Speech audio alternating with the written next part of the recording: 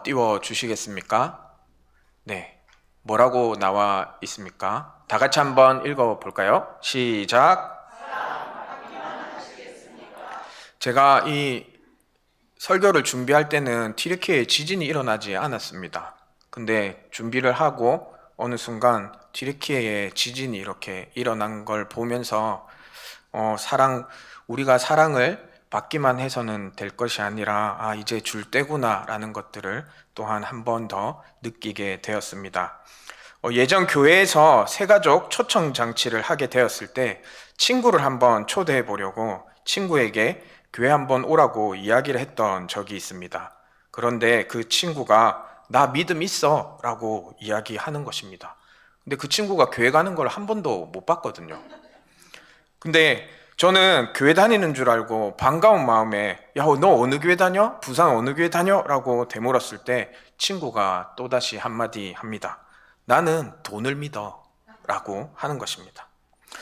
그 친구의 모습을 보면서 아마 많은 현대인들의 모습이 아닐까 생각을 했습니다. 현대에서 가장 무서운 질병은 암이나 에이즈가 아니라 물질주의입니다. 그러므로 물질과 소유 자체를 목적으로 삼는 삶을 살지 않으시기를 바랍니다. 최근에 그 기독교 통계하는 그 사이트에서 본 것 중에 하나가 신앙생활에 제일 방해되는 것이 무엇입니까? 했을 때 2위가 재정이었습니다. 재정에서 제일 신앙생활에 방해된다고 기독교인들이 답했습니다. 그걸 결과를 해석해 놓은 그것들을 읽어보면 재정이 나는 부유하다고 생각하지 않는데 헌금을 많이 내야 된다. 그게 부담스럽다는 것입니다. 그것들을 우리는 재정을 하나님께서 주시는 거로 믿고 하나님께 또한 드려야 할 때는 드릴 수 있는 삶을 살아야 하는 것입니다. 예수님은 마태복음 6장 19절에 이렇게 말씀하셨습니다. 너희를 위하여 보물을 땅에 쌓아두지 마라. 이 말씀에 대한 큰 세 가지 오해가 또한 있는데요. 첫 번째는 이 말씀은 돈이나 소유가 없어야 된다는 말씀이 아닙니다. 즉 돈을 쌓아두지 말라는 말은 돈을 벌면 안 된다 이런 말이 아니라는 것입니다. 예수님은 가난이 영성의 지표라고 말씀하신 적도 한 번도 없습니다. 사실상 성경에 나오는 거룩한 인물들 중에 큰 부자들도 많지 않았습니까? 또한 두 번째로는 이 말씀은 장래에 대한 계획도 필요 없다는 것이 아닙니다. 계획을 잘 세우는 것은 미래에 대해서 지나치게 염려하는 믿음 없는 행위가 아니라는 것입니다. 우리 하나님의 자녀들은 하나님의 좋은 선물들을, 하나님께서 주신 좋은 선물들을 잘 관리해야 할 청지기들이기에 그 선물들을 현명하게 사용해야 한다는 것입니다. 또한 세 번째로 이 말씀은 돈으로 즐기지도 말고 좋은 것을 취할 생각도 하지 말라라는 말씀이 아닙니다. 디모데전서 6장 17절 말씀을 보면 하나님은 모든 것을 후히 주사 누리게 하시는 하나님이십니다. 누리는 삶은 죄가 아니라는 것입니다. 빌립보서 4장 12절 말씀을 보면 사도 바울은 비천에 처할 줄도 알고 풍부에 처할 줄도 안다고 고백을 또한 하고 있습니다. 그처럼 하나님의 자녀들은 비천에 처할 줄도 알고 풍부에 처할 줄도 알아야 하는 것입니다. 결국 너희를 위하여 보물을 땅에 쌓아두지 말라는 말은 좋은 집에 살지도 말고 영화도 보러 가지 말고 여가 생활도 하지 말라라는 말이 절대 아니라는 것입니다. 그 말씀은 이기적인 목적으로 복과 물질을 추구하면서 그 물질이 삶의 제일 중요한 목적이 되어서는 안 된다라는 것입니다. 물질을 좋은 데에 쓰지 않고 자기만을 위해서 쌓아두고 그렇게 쓰면 그 물질은 우상이 되어버립니다. 그러므로 물질이 최고인 줄 아는 우상숭배에 빠지지 않으시기를 소망합니다. 어린이 찬송가에 이런 가사가 있습니다. 돈으로도 못 가요, 하나님 나라. 힘으로도 못 가요, 하나님 나라. 네, 믿음으로 가는 나라, 하나님 나라. 제가 사실 이거를 불러드리려고 연습을 열심히 했는데 지금 너무 긴장이 돼서 음을 못 맞출 것 같습니다. 이렇게 돈으로도 못 가고 힘으로도 못 가는 하나님 나라, 그럼 어떻게 갈 수 있겠습니까? 이 찬양의 가사처럼 돈이나 힘, 그 어떠한 것들을 우상으로 삼지 마십시오. 돈이 어디에 쓰이도록 하는지 보면 그가 어디에 관심을 가지고 있는지 압니다. 제가 한창 레고를 살 때 친구들이 레고에 미쳤다고, 그 교회 친구들이 넌 우상이 레고라고 한 적이 있습니다. 제가 버는 족족 레고를 샀거든요. 그렇게 되면 안 됩니다. 그게 정말 회개 많이 했습니다. 우리는 예배를 잘 드리고 또한 기도를 많이 한다고 신앙생활을 잘하고 있다라고 생각하지 않습니까? 하지만 하나님께서는 주변 사람들과 나누라고 말씀하고 계십니다. 기독교는 문제를 해결받고 축복을 요구하는 차원의 그런 종교가 아닙니다. 기독교는 받는 종교라기보다는 주는 종교입니다. 그러므로 간증도 나 이런 기적 받았어, 나 이런 은혜 받았어가 아니라 기쁘게 주었다, 나 이런 거 나눠줬어, 나 이런 거 해줬어 라는 그런 간증들이 더 많이 넘쳐나기를 소망합니다. 좋은 사람과 나쁜 사람은 무엇을 사랑하고 기뻐하느냐에 따라 달라지게 됩니다.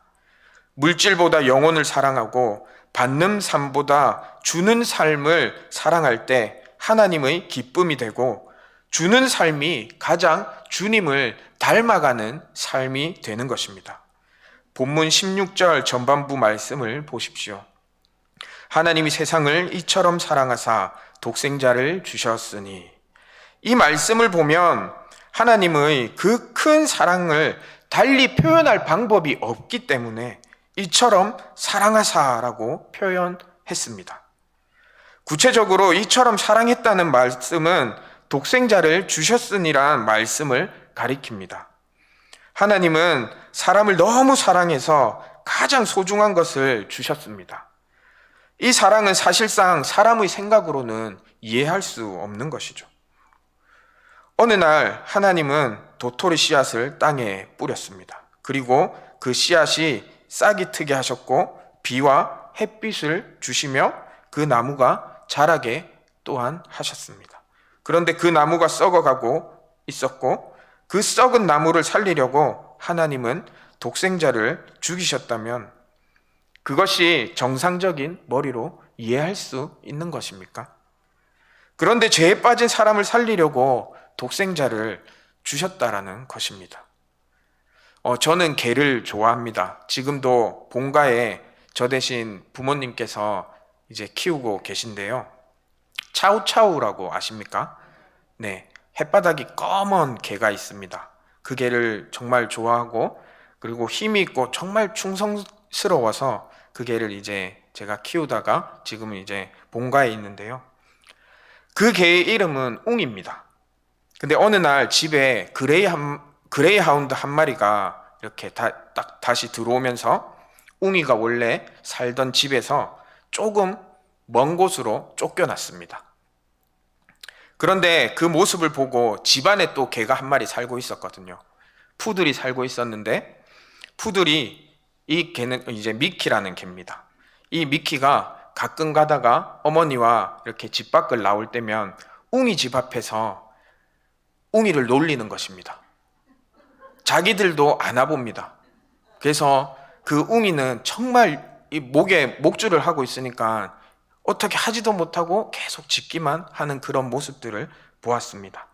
그런데 이제 아버지께서 은퇴하시고 본가로 들어오시자마자 제일 처음 한 일이 있습니다. 개는 개답게 커야지.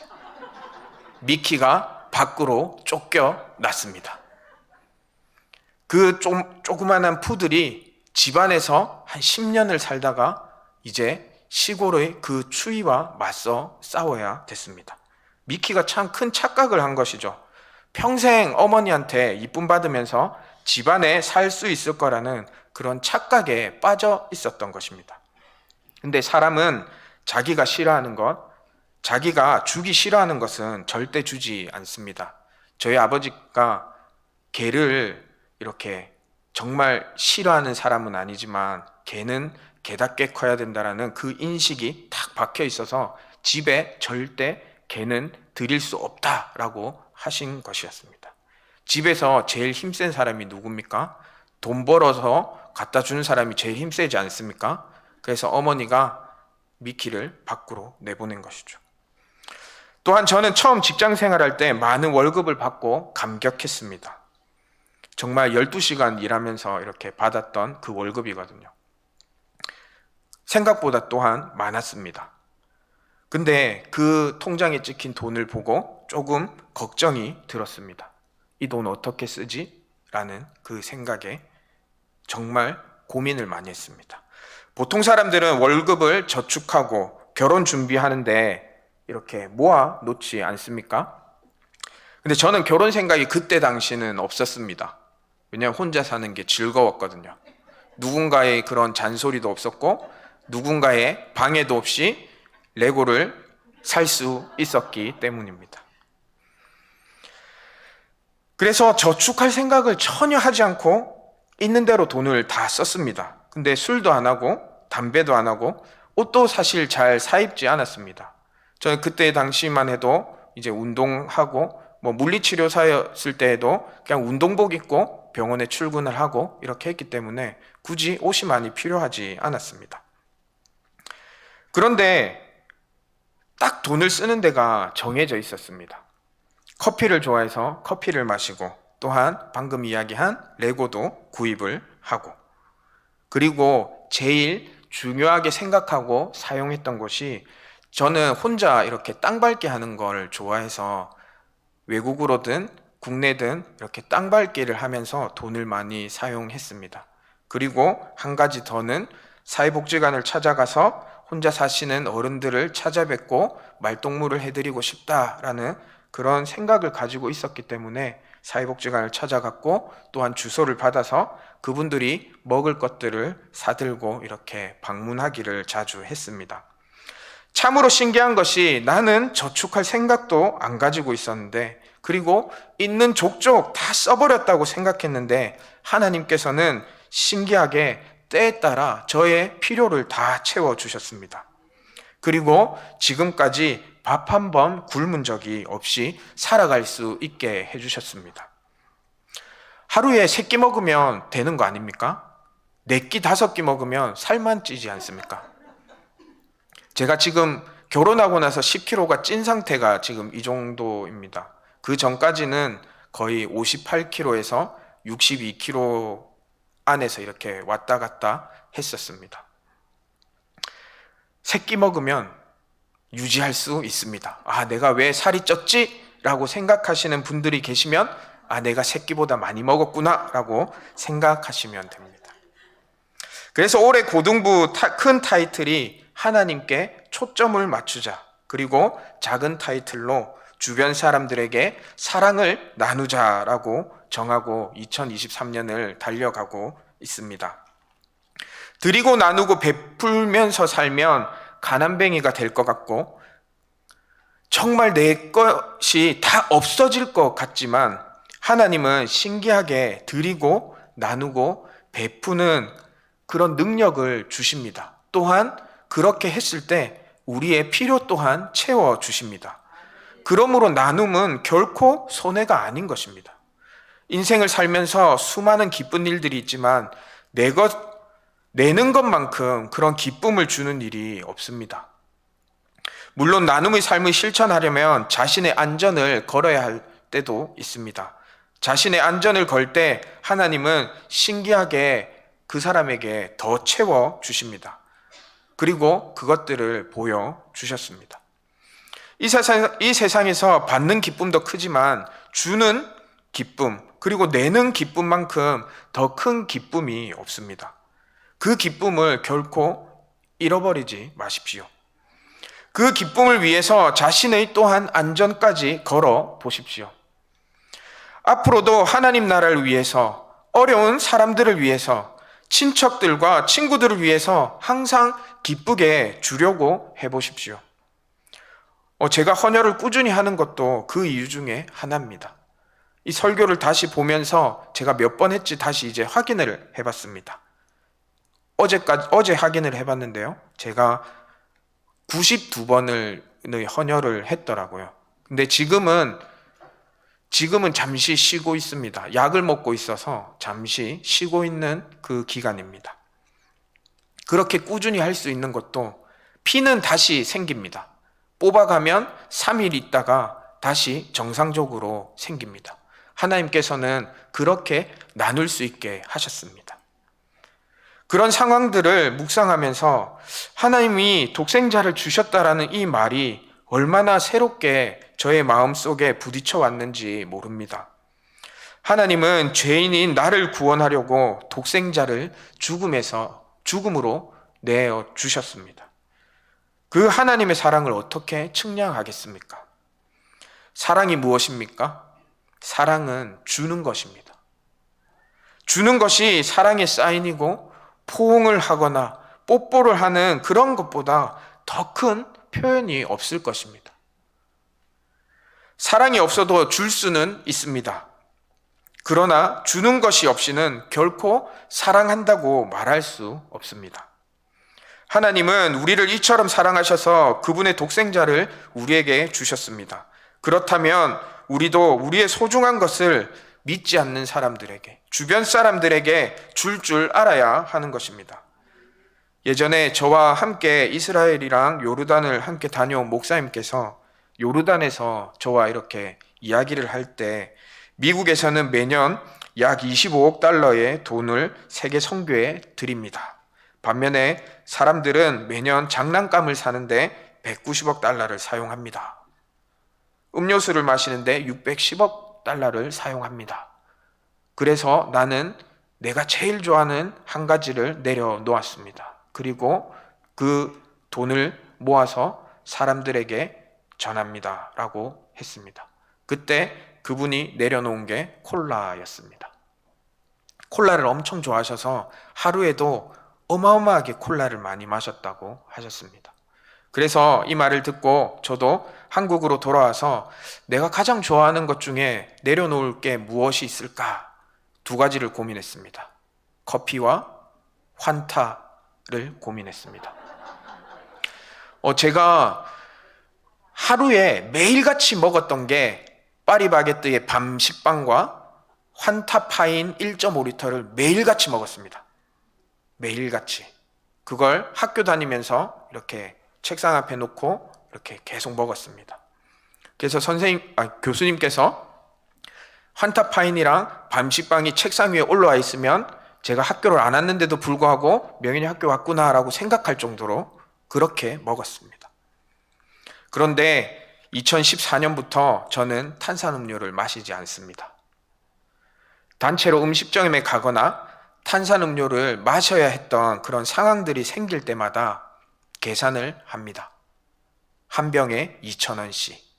그리고 그 단체에서 8병을 먹었다. 그러면 8병 곱하기 2,000원. 그렇게 해서 제 통장에 넣어 놓습니다. 그걸 한 달 모아서 기부합니다. 그런 삶을 2014년부터 지금까지 살아가고 있습니다.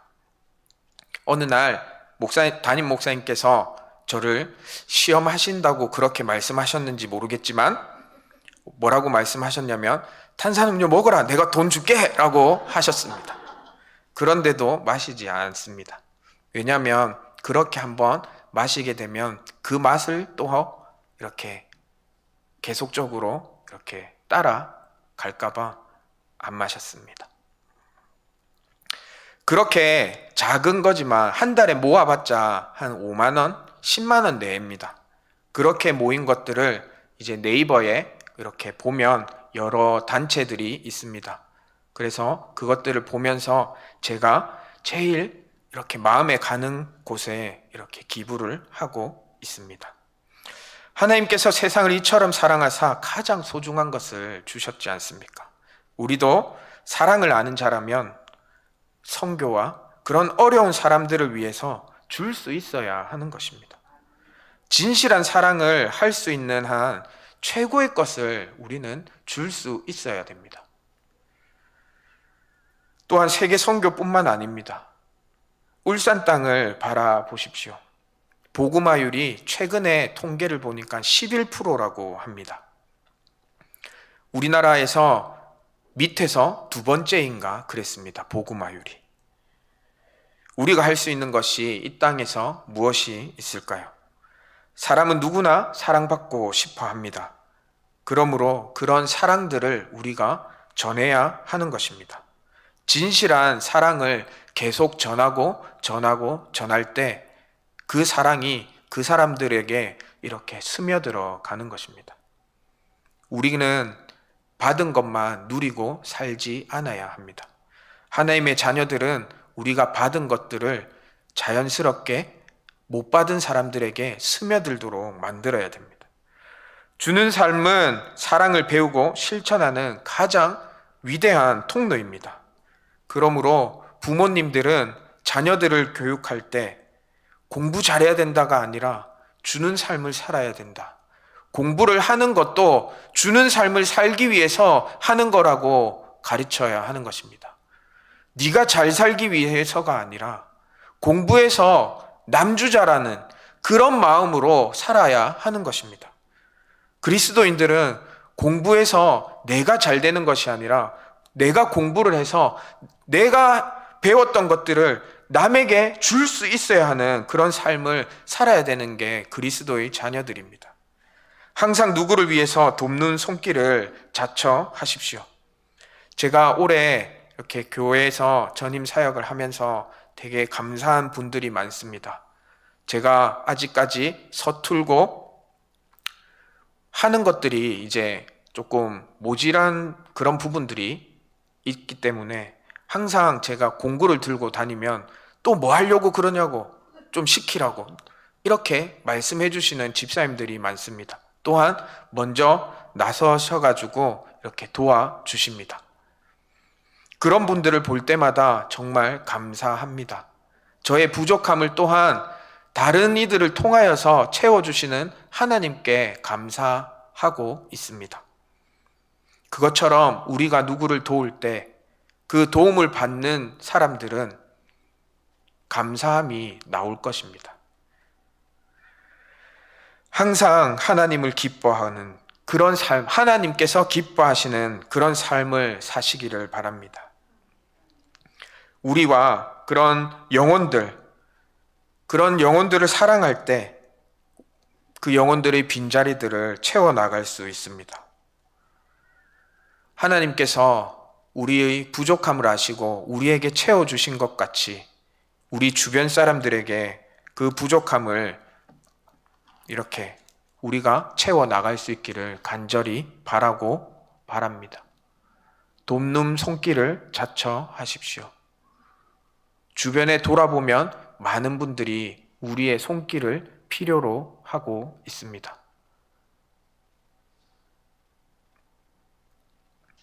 제가 마지막으로 드리고 싶은 말씀은